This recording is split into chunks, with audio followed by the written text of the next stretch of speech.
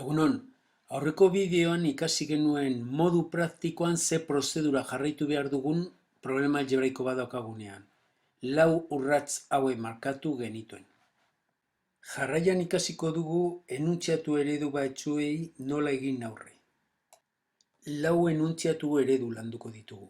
Hemen egoera erreal bat daukagu, telefono konpainia batek egiten digun eskaintza kontutan hartuta, eta datu asko, balio asko, portzentuak ere agertzen zaizkigu, hitz guztiak ulertu behar ditugu, eta esaldiak ere erabat ulertu behar dugu. Hori izango da lehenengo urratsa. Hasi baino lehen eta eskema egitearekin batera beteko duguna.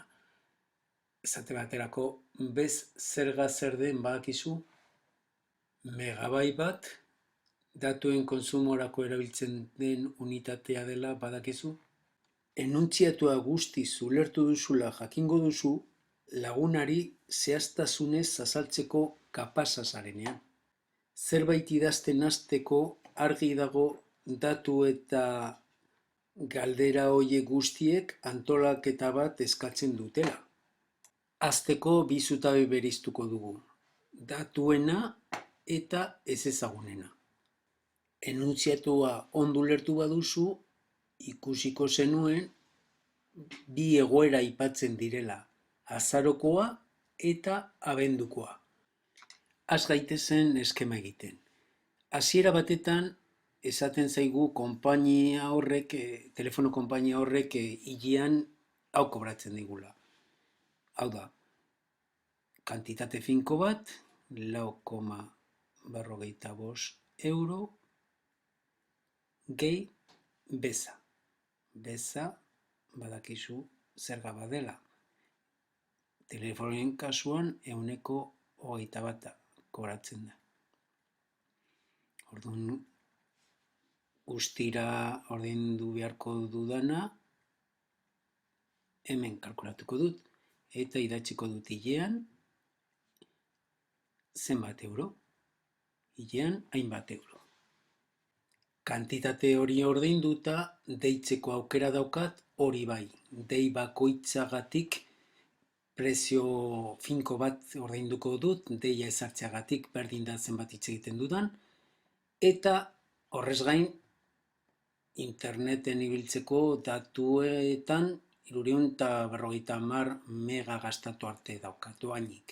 350 mega baino gehiago konsumitzen badut, mega bakoitzeko kantitate finko bat kobratuko didate.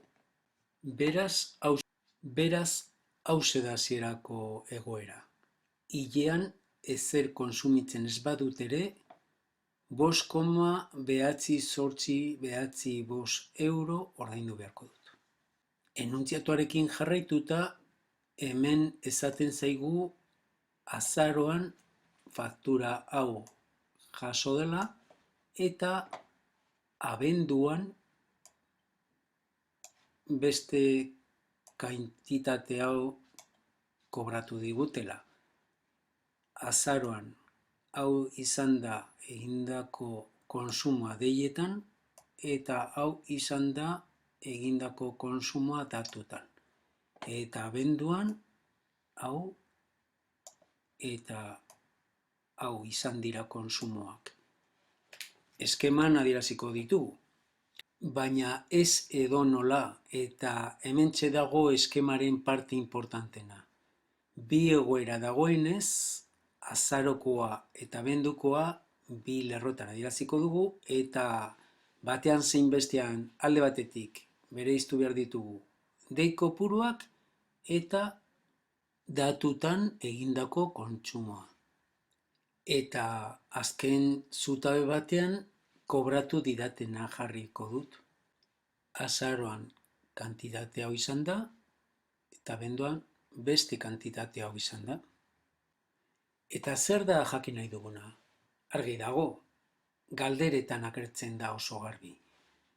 Zenbat kobratzen didaten dei bakoitzeko eta 350 pasatzen naizenean mega bakoitzeko kobratzen didatena. Bi ezezagun direnez, X eta Y deituko ditut. X eta Y.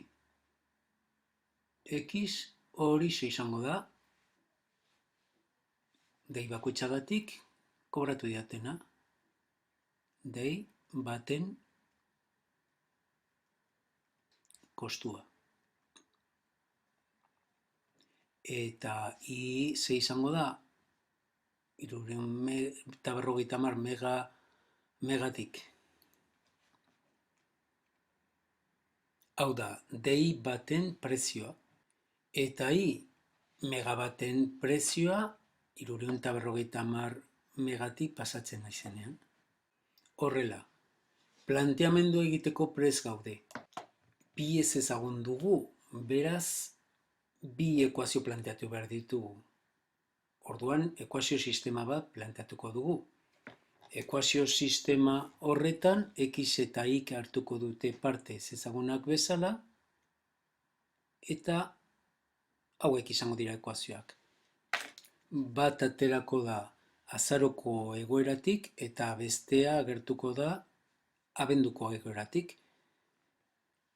Orduan, azaroko gastua nondi dator? Alde batetik, hilero ordaintzen duguna jarri behar dugu. Eta beste aldetik, deiengatik eta datu konsumengatik gastatutakoa jarriko dugu. Guztira, 13,37 izango da. Beraz, 13,37 euro horiek, kuota finkoa, 5,985, gehi deiengatik egindako gastua, 20 dei. Dei bakoitzaren prezioa X izan da, 20 X. Gehi, 350 megatik pasatu garenez, megabakoitzeko, gehiagizko megabakoitzeko egindako gastua. Zenbat pasatu gara, 150 mega pasatu gara, eta megaren prezioa I izango da.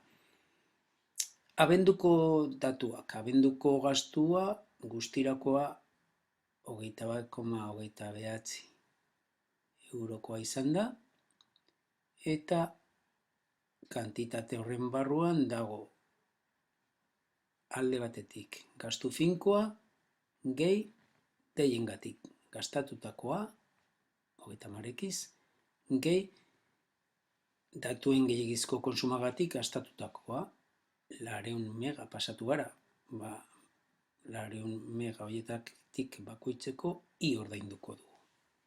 Problema modu algebraikoan planteatuta daukagu. Hau da, ekuazio sistema bat planteatu dugu.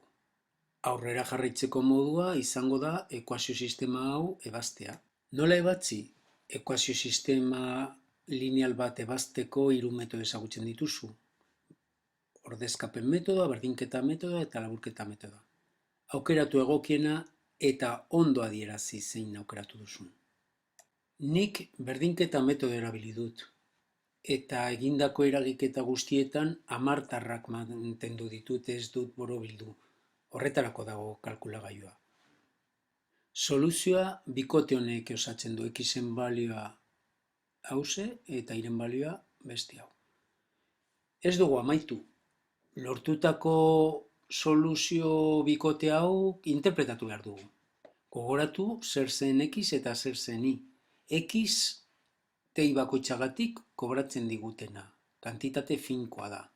Eta Y, 350 mega baino gehiago konsumitzen badut datutan, gehiagizko konsumoagatik mega bakoitzeko ordaintzen duguna.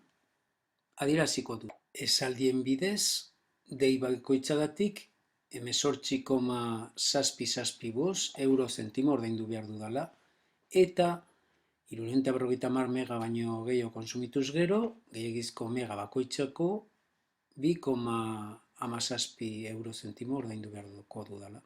Problema guztiz ebaztzita dago orain.